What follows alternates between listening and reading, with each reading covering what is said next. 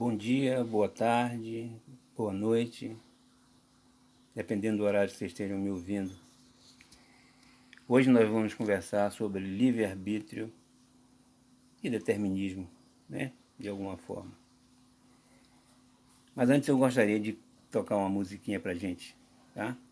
Falar sobre a felicidade que muitas vezes achamos que ela não existe aqui na Terra. Mas ela existe e, de alguma forma, ela é ignorada muitas vezes, tá certo? Felicidade foi-se embora e a saudade no meu peito ainda mora, e é por isso que eu gosto lá de fora, porque sei que a falsidade não vigora. A minha casa fica lá de trás do mundo, onde eu vou em um segundo quando começo a pensar. O pensamento parece uma coisa à toa, mas como é que a gente voa quando começa a pensar? Felicidade foi-se embora e a saudade no meu peito ainda mora, e é por isso que eu gosto lá de fora, porque sei que a falsidade não vigora.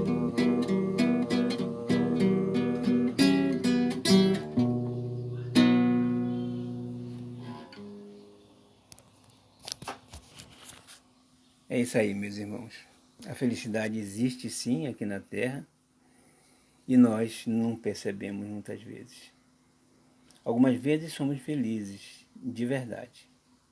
Outras vezes pensamos que somos felizes, mas não somos. Ou temos o prazer como felicidade. Mas isso aí é uma outra conversa, a gente fala disso depois. Bom, falar sobre livre-arbítrio.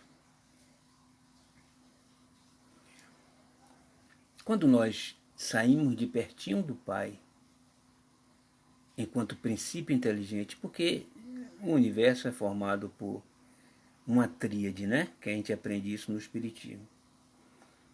Deus, princípio inteligente, princípio espiritual e princípio material. Não é isso? Então, desse princípio inteligente, o princípio espiritual, Deus tira um pedacinho e faz com que se crie, se individualize um espírito.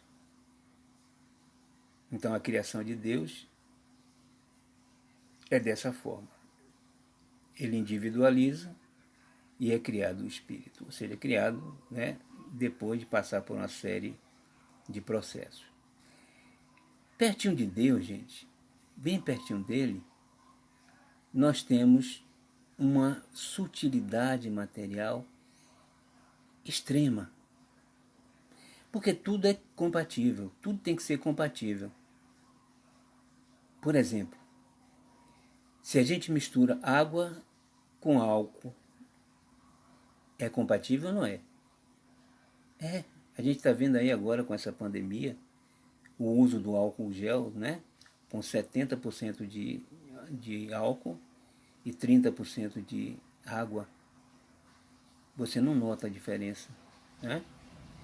No entanto, se a gente pega a água e mistura com óleo de soja, se mistura?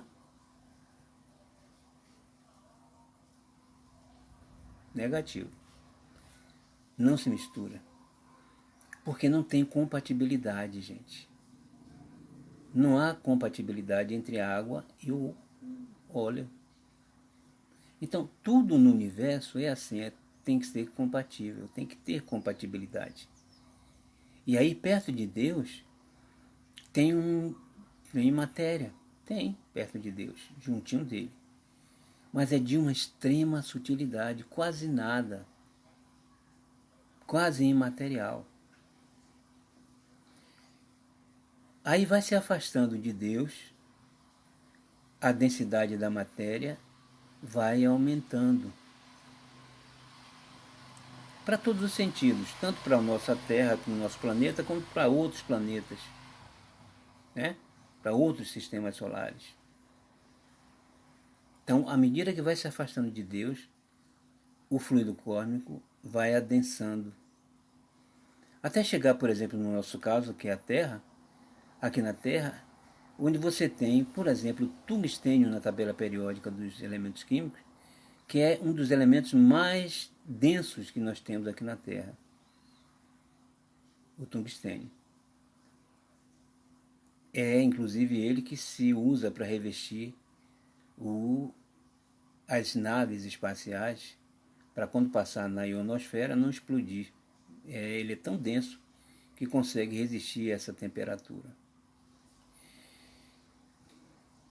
Então a gente se densifica quando sai de lá de pertinho de Deus. Se densifica, entra na matéria enquanto princípio inteligente. Entra no átomo.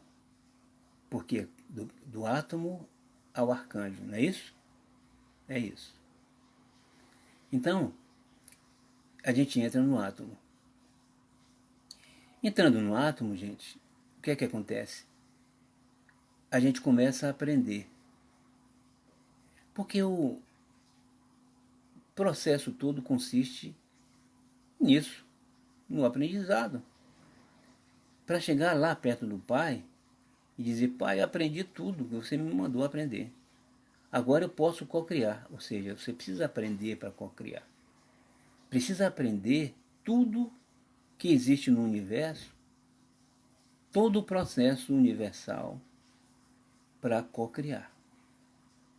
Por isso que Jesus cocriou a Terra, cocriou o nosso sistema solar. Jesus, quando veio aqui para cocriar o sistema solar, que levou para cocriar o sistema solar, levou 14 bi, não é mi não, 14 bilhões de anos. Ou seja, Jesus já era puro. Ainda teve mais, a Terra levou mais 4 bilhões e meio de anos para formar a Terra.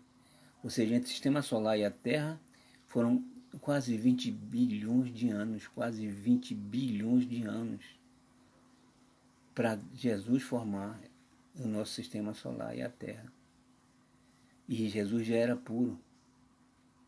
Então observe que um espírito desse já sabe tudo do universo, tudo que acontece no universo. Claro que não é igual a Deus, mas já chega, né, perto de Deus. Imagine nós quão distante estamos de Deus.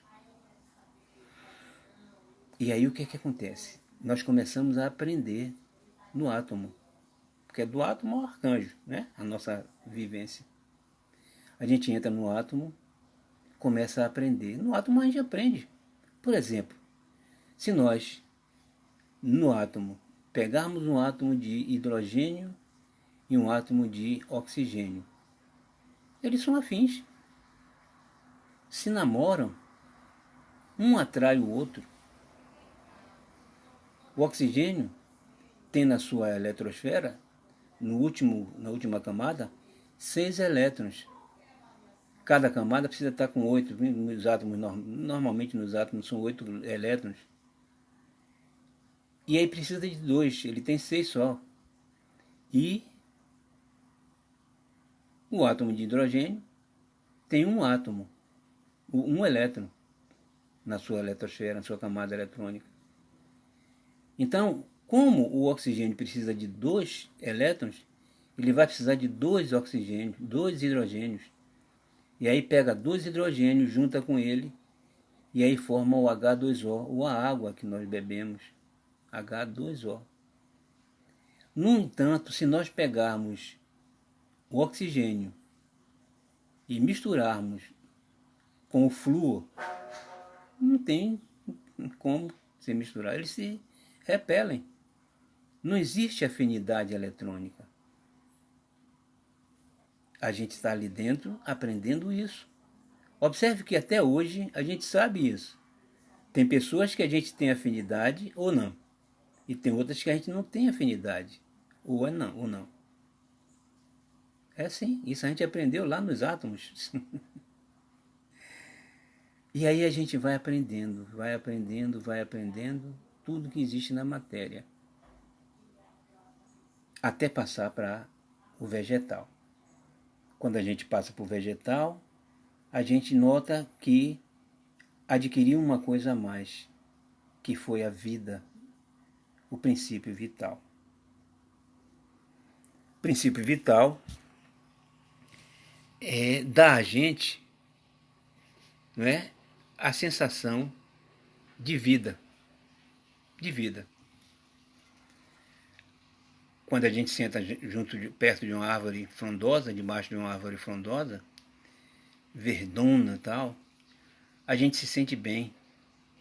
A energia que ela passa é uma energia maravilhosa, uma energia vital, como se estivesse dando um passe em nós. A energia da árvore, princípio vital. A gente aprende a passar energia para as pessoas e para as outras coisas também. Então a pedra, o átomo e as árvores formam grupos de passagem de energias maravilhosas na natureza. Eu fui e conheço lá o Capão, fui com meu filho, lá tem montanhas, árvores, florestas, que nos faz sentir maravilhosamente bem. Parece que estamos conversando com Deus quando ali estamos. Pela energia da rocha e das árvores que passam para a gente. É uma coisa maravilhosa. Então a gente aprende isso com as árvores e com a rocha, com os átomos. Quando a gente passa para o animal, aí é que a coisa melhora mais ainda. Eu tenho 2 cachorrinhos pudos. Quando eu chego em casa, eles me tratam com tanto amor, gente. É o amor já em evidência, já sendo evidente nos animais. Eles me olham com aquele olhar dizendo assim: olha, eu estava com saudade de você. Por que você demorou tanto? E começa a chorar, como quem diz: oh, eu fico tão feliz quando você aparece. Não saia de perto de mim, não. É o amor, gente, no animal, já em evidência. Mas também você já começa a ver o livre-arbítrio no animal. Se você diz a ele, saia daqui, ele se não quiser sair, ele não sai. Se você não disser nada, ele sai à vontade, na hora que ele quiser. Se ele quiser latir, ele late. Se ele não quiser, ele não late. Né? Então, o livre-arbítrio já começa a ser percebido no animal. No orangotango, por exemplo, já é claro, é evidente o livre-arbítrio. Até chegar no homem, no hominal, onde disse que nasceu o livre-arbítrio, que na verdade não nasceu, ele está efetivado. A razão e o livre-arbítrio se efetivam no hominal. Porque o homem de Neandertal, por exemplo, o Pithecanthropus erectus, não tem muita diferença do orangotango, não. Em nada. Somente na forma física. Mas no espírito, não tem muita diferença, não. Então, gente, tudo é gradual. A passagem do animal para o homem é gradual. Como a passagem do mineral para o vegetal também é gradual. Nós temos os zoófitos, os intermediários. A passagem do animal para o hominal também é gradual, é sutilíssima. Tudo é assim no universo. Sutil, gradual. E aí começa o ser humano com seu livre-arbítrio, né? Então, ele começa a ser regido de fato, porque antes não era regido pelas leis naturais com o livre-arbítrio. Ele era regido, o ser humano, o psico inteligente, é regido automaticamente pelas leis. Não tem livre-arbítrio, né? Na medida que ele vai evoluindo, ele vai sentindo as leis morais de acordo com o livre-arbítrio desenvolvido, tá? Então as leis morais começam a atuar no ser humano. Faço, né? Ou não faço? Tomo ou não tomo? Ando ou não ando? Vou ou não vou? É assim que nós começamos com o nosso livre-arbítrio. Só que quando somos crianças espirituais, o nosso livre-arbítrio é pequenininho. É óbvio isso, não é, gente? É bem óbvio. Deus é maravilhoso. Porque Ele sabe que nós, enquanto homem de Neandertal, espíritos ainda infantil, não temos como ainda ter o livre-arbítrio completo. Porque a gente vai fazer um bocado de coisa errada e vai ser acusado injustamente de coisas que a gente não sabia. Se eu pego uma criança de 2 anos de idade e deixo ela atravessar a rua, de quem é a culpa? É dela? Não. É minha, do pai. Então, se Deus deixa a gente à toa, entre aspas, enquanto homem de Neandertal, homem da idade da pedra, a culpa seria do pai, não nossa. Ele aí não deixa a gente à toa. Ele nos dá as mãos. O nosso livre-arbítrio é pequenininho, curtinho. A gente não pode fazer nada sem o consentimento dele. Na medida que a gente vai se desenvolvendo, a gente vai aumentando o nosso livre-arbítrio. Saindo da infância espiritual, o nosso livre-arbítrio vai aumentando cada vez mais. Não tenha dúvida de que sempre vai haver, né, os testes para que nós possamos testar o nosso livre-arbítrio, se está ou não funcionando, né? Na medida que a gente evolui, o nosso livre-arbítrio vai evoluindo também. Então, essa é a grande jogada de Deus, tá certo? Na pergunta 459 do Livro dos Espíritos, tem assim: os espíritos influem sobre os nossos pensamentos e ações? Aí a resposta dos espíritos: a influência dos espíritos é maior do que credes, porque frequentemente são eles que vos dirigem. Ou seja, gente, o nosso livre-arbítrio, ele pode, né, e sempre está sofrendo influências, tanto de encarnados quanto de desencarnados. Tá? Tanto de desencarnados. Cabe a nós seguir o ensinamento de Jesus, que disse: orai e vigiai. A gente vai voltar a esse orar e vigiar daqui a pouco. Mas foi isso que Jesus disse. Para que a gente não incorra em erros levado, influenciado por outras mentes, por outros indivíduos, né? Na pergunta 843 do Livro dos Espíritos, Kardec pergunta: o homem tem o livre-arbítrio dos seus atos? A resposta: visto que tem a liberdade de pensar, tem a de agir. Sem o livre-arbítrio, o homem seria uma máquina. E é verdade. Sem o livre-arbítrio, gente, nós não teríamos o mérito das coisas boas que fazemos, nem o demérito das coisas ruins. Ou seja, nem o mérito do aprendizado, nem o mérito das coisas boas, do retorno das coisas boas. Porque nós somos, né, regidos por leis. A diferença entre as leis que nos regem e as leis que regem o princípio inteligente até o animal, é que lá eles são regidos, né, de uma forma automática. E no nosso caso, nós somos regidos de acordo com o que nós fazemos. Se fizemos bem, a lei atua em nós com o bem. Se fizermos mal, a lei atua em nós como mal. É olho por olho, dente por dente. É a lei de Newton de ação e reação. Né? Então, quando a gente coloca, eu sempre digo isso, né? Se a gente coloca um mais no universo, a gente recebe um mais no universo, do universo igual e contrário.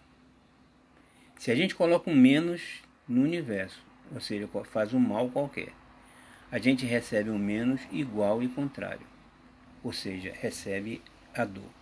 Isso se nós não praticarmos a caridade. Porque Jesus, ele concordou com a lei mosaica. Ele concordou.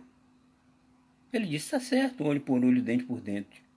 Agora, só e somente só se você não praticar a caridade.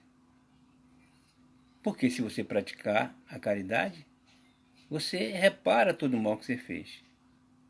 Agora, fora da caridade não há salvação. Então, todo o bem que você faz, você vai receber de volta. Mas todo o mal que você faz, você vai receber de volta se você não praticar o bem. Então, cabe a nós, através do nosso livre-arbítrio, escolher entre receber o bem ou o mal, por não praticar o bem, por não praticar a caridade. Né? E essa influência, gente, que a gente recebe dos espíritos, não é somente dos espíritos desencarnados, não. São também dos espíritos encarnados. Eu me lembro, quando eu era jovem, eu nunca gostei de festa, de carnaval, desses negócios, nunca gostei disso. Mas eu ia, porque os meus amigos iam também. Eu, para não ficar fora do grupo, eu ia junto com eles. Mas era todo sem graça, não apreciava nada, não fazia nada. Graças a Deus que na minha época não tinha tanta né, violência, né? Tanta coisa ruim como tem agora. Na minha época não tinha. Eu ia com eles, votava e tudo mais e tal. Mas eu nunca gostei dessas festas. Ia somente pela influência, levado pela influência que eles, né, exerciam sobre mim. Na questão 843, no Livro dos Espíritos, Kardec pergunta, o homem tem livre-arbítrio dos seus atos? Visto que, ele responde, visto que tem a liberdade de pensar, tem a de agir. Sem o livre-arbítrio, o homem seria uma máquina, como eu já falei nesse instante. Né? Nós seríamos uma máquina, sem o livre-arbítrio. Então a gente muitas vezes é influenciado e usa o livre-arbítrio para ser influenciado. E é uma coisa que é natural. Mas tem também o determinismo, gente. O que é o determinismo? O determinismo é a doutrina que afirma que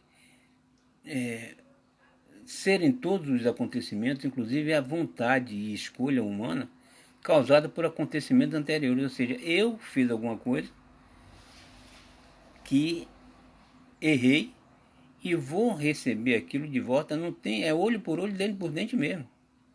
Não tem saída, né?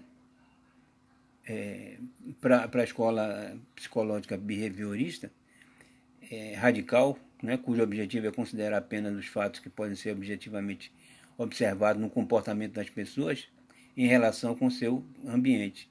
Não há que se falar em livre-arbítrio, no behaviorismo. Né? Então, na doutrina espírita, o determinismo é completamente, né, desfavorável ao livre-arbítrio. Não, por exemplo, nós não podemos imaginar que alguém possa reencarnar com determinado ser, né, determinado ser um assassino, um bandido, um traficante, um sei lá o quê. Não tem como. Até mesmo em provas, você escolhe provas para escolher, para encarnar, e muitas vezes, quando você reencarna, você não segue aquilo que você programou. Sucumbe, inclusive, nas provas. Então, o determinismo diz que você vai passar por aquilo, não tem jeito. É aquilo e acabou. Né? É o livre-arbítrio. O livre-arbítrio é completamente contrário. É a doutrina oposta ao determinismo. Né? Declara que o ser humano é livre para tomar decisões e determinar suas ações. É o livre-arbítrio, que a doutrina espírita nos mostra.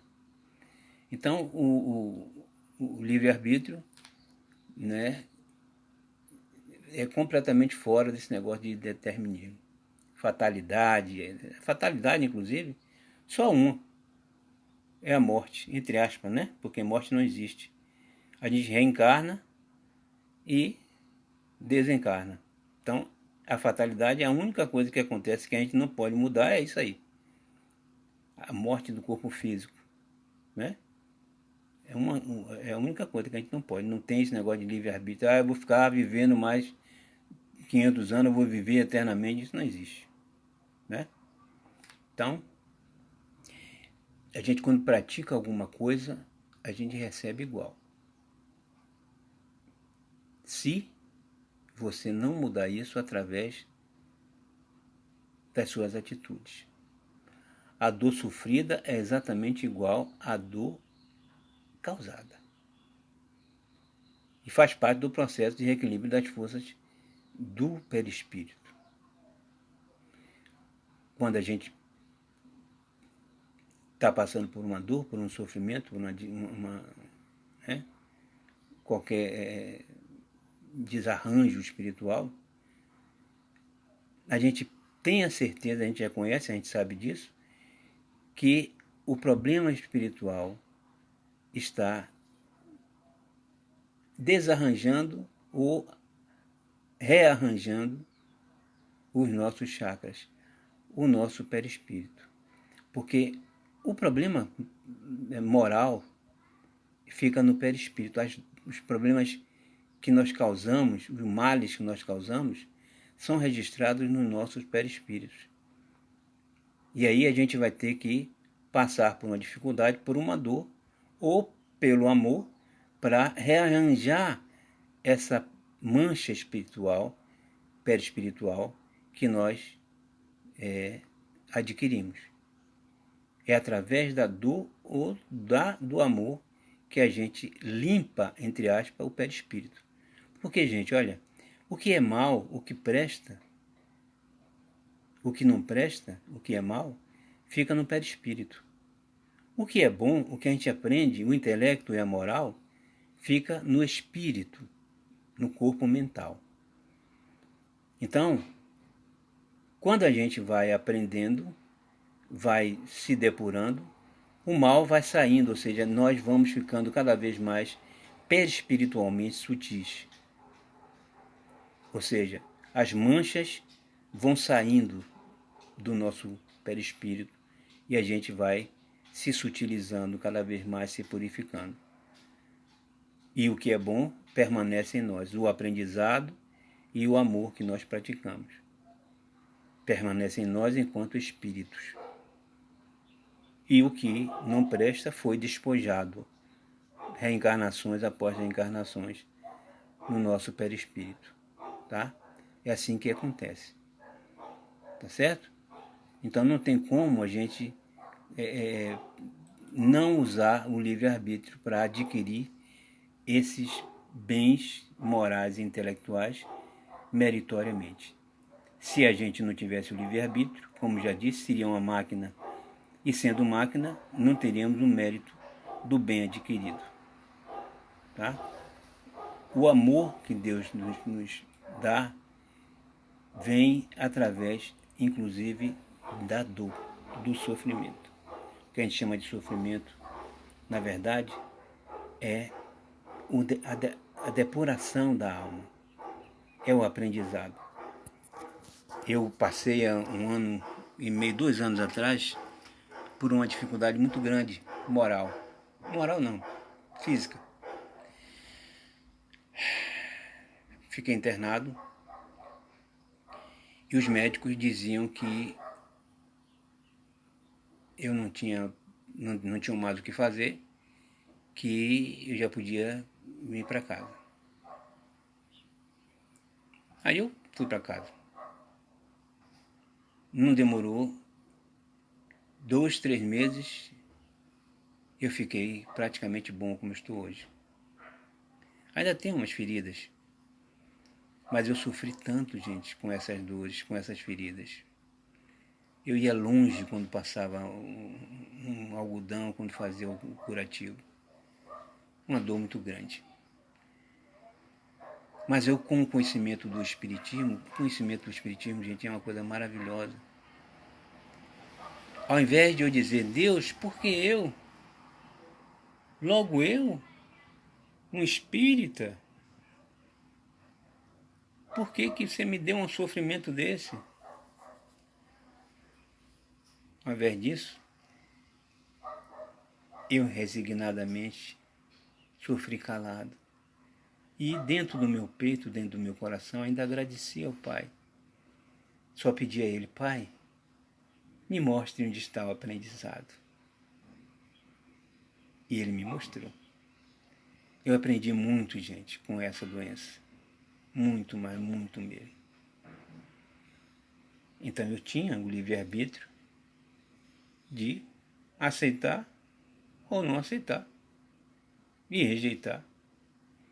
Pode ser, para mim, né, uma prova que eu passei e eu tenho certeza que eu tirei boa nota.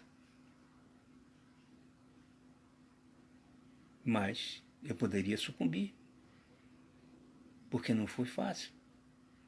Mas eu aprendi muita coisa, não só sobre a vida de um modo geral, mas sobre mim enquanto pessoa, enquanto espírito. Quantas coisas eu vi em mim que precisavam mudar.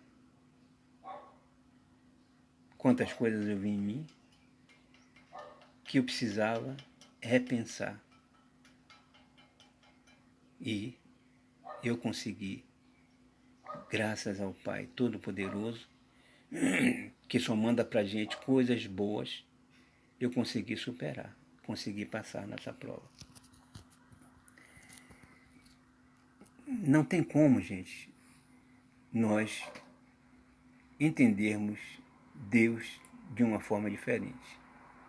Porque eu pergunto a vocês, o mal existe? Não, o mal não existe. Porque se o mal existisse, existe um atributo de Deus que é onipresença. Deus está em tudo. E se o mal existisse, Deus estaria no mal. E esse é incompatível. É como eu disse, misturar água com óleo. Não tem compatibilidade. Deus está no mal. Deus está no ódio. Deus está na mágoa. Deus está no rancor. Não tem como, gente. Então o mal não existe. O que existe é a ignorância. E aí a ignorância é sempre superada com o aprendizado. E o aprendizado se dá de duas maneiras. Ou espontaneamente, você buscando esse aprendizado, através da prática do amor, da caridade e do estudo em si, ou através da dor. Você vai sofrendo a dor, não aprendeu? Outra dor, não aprendeu? Outra dor, até aprender. Aí você sai da ignorância. É como eu disse, o homem de Neandertal pode cometer um homicídio e não vai ter a repercussão que tem para ele como se tivesse para nós. Porque nós, como eu já disse, conhecemos muito mais do que o homem de Neandertal. É como disse Jesus. Se fossem cegos, não terias pecado. É o homem de Neandertal. O homem de Neandertal é cego intelectualmente e moralmente. E o que ele fizer, está tudo dentro das leis. Deus perdoa, entre aspas. Mas nós, Jesus disse também, a quem muito é dado, muito será cobrado. E aí não tem como perdoar. A gente erra e recebe outro erro igual e contrário. Não tem para onde correr. Tem uma história aqui de Divaldo Ponta, de uma menina, uma enfermeira. Ele conta que em 1815, 1816, 1817, a guerra entre os armenos e os curdos, os curdos mataram para mais de 1,5 milhão de armenos. Era uma guerra terrível, uma das maiores guerras que já teve no mundo. E um curdo, um chefe de equipe, invadiu a Armênia e invadiu a casa de uma família. E dentro dessa casa tinha os pais e 2 crianças, uma de 12 e uma de 15. Esse chefe dos curdos mandou matar os pais, pegou a criança de 12 anos, levou para seus soldados estuprarem, e estupraram a criança até a morte. Pegaram essa menina de 15 anos, levaram para uma casa de prostituição desse chefe curdo e manteve ela por um bom tempo nessa casa de prostituição. Até que um dia ela conseguiu fugir com uma pessoa amiga.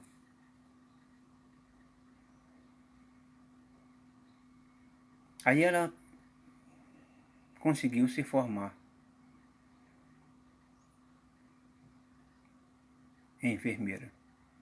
Viajou, saiu, foi para outro país e começou a trabalhar em um hospital. Trabalhando, se formou, foi considerada uma das melhores enfermeiras do hospital. E um certo dia, o seu chefe a chamou e disse: fulana, venha aqui cuidar dessa pessoa, porque ninguém quis cuidar. Aí ela foi e começou a cuidar.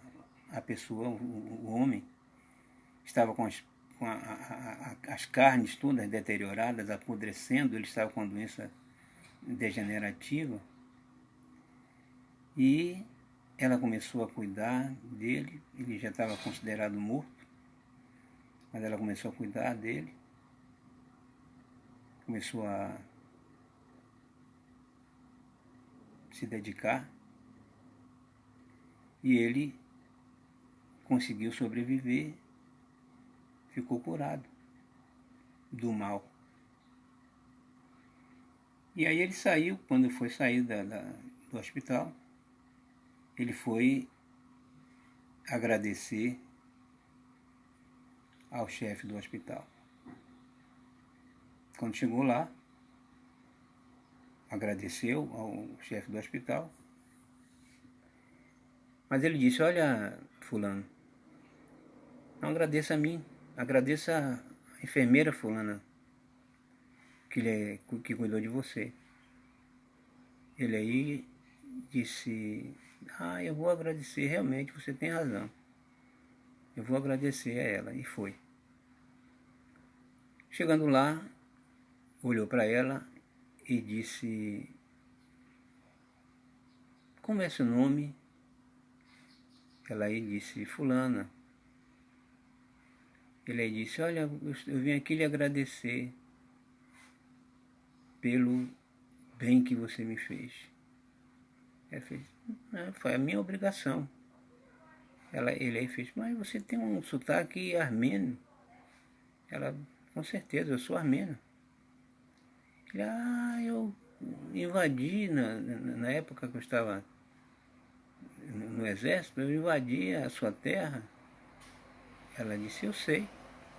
O senhor invadiu a minha terra, invadiu a minha casa, matou meus pais, pegou minha irmã, levou para os seus soldados estuprarem, me levou para uma casa de prostituição.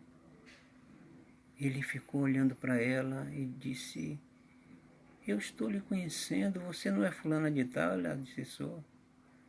Mas como? Eu fiz esse mal todo a você e você me salvou, me curou, me fez esse bem?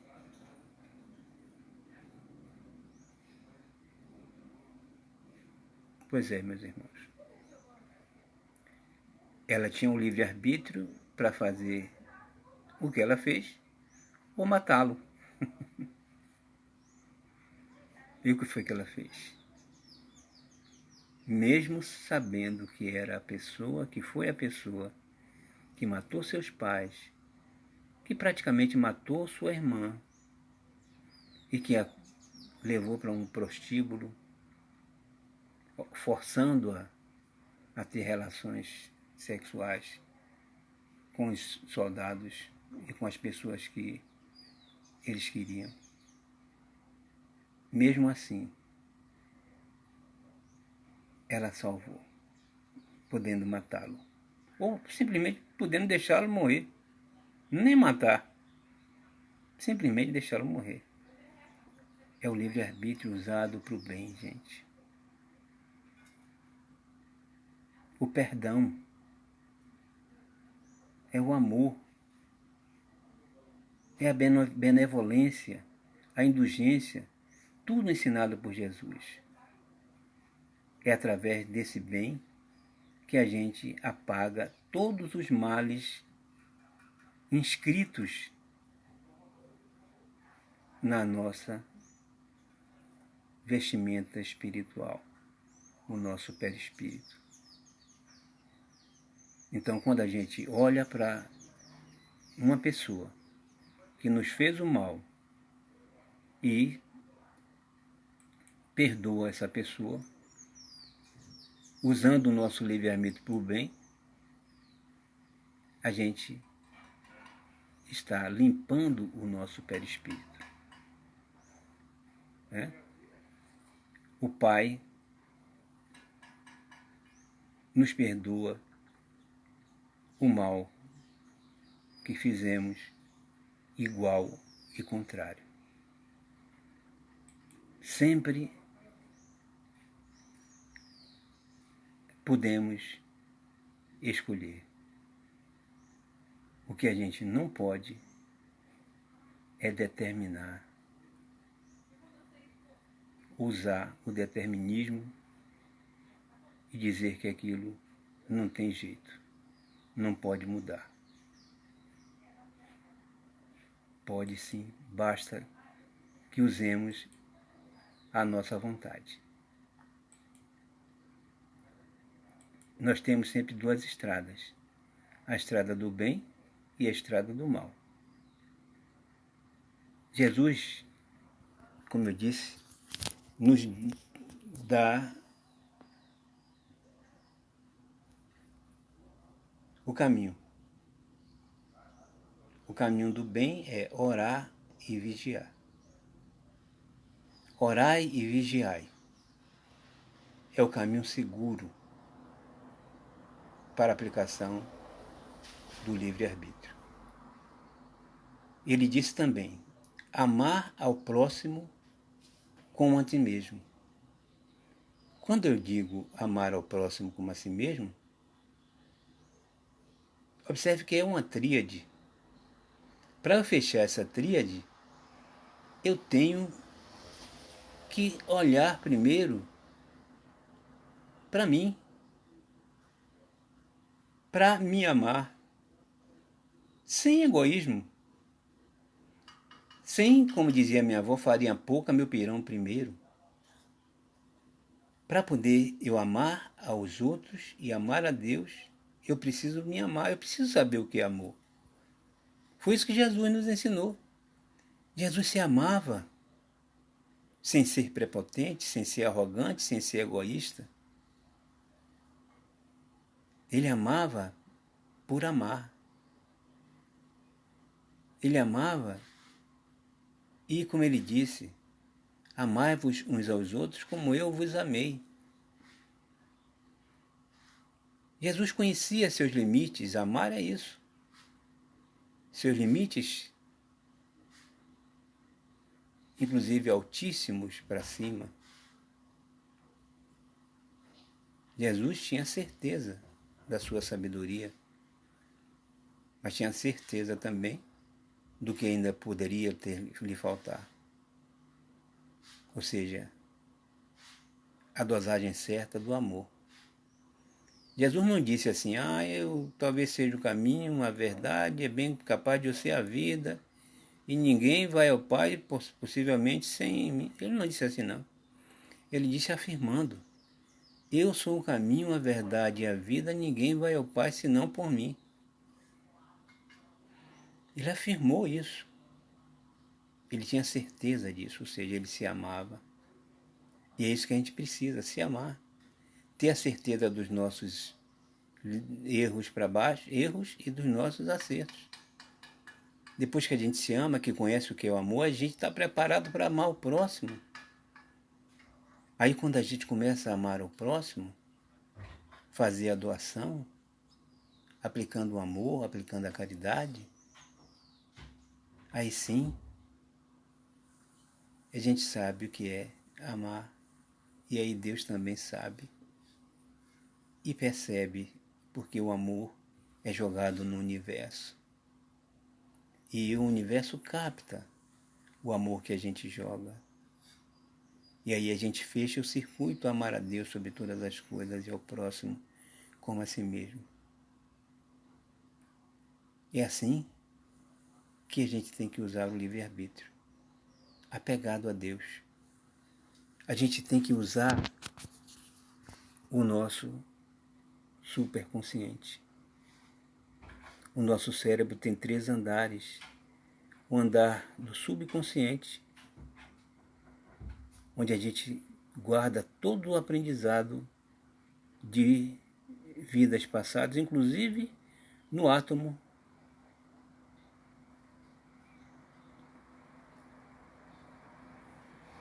Depois tem um consciente, que é tudo que a gente está aprendendo agora. Depois o superconsciente, esse é dificilmente acessado, muito pouco acessado, porque é nele que mora Deus. Então acessar o superconsciente para nós urge, para que nós possamos usar o livre-arbítrio sempre acertado. Precisamos estar sempre ligados a Deus, ligados ao Pai Todo-Poderoso, porque ligados a Ele, de mãos dadas com Ele, não erraremos em momento algum ao decidirmos entre o bem e o mal, ao decidirmos entre o amor e o ódio.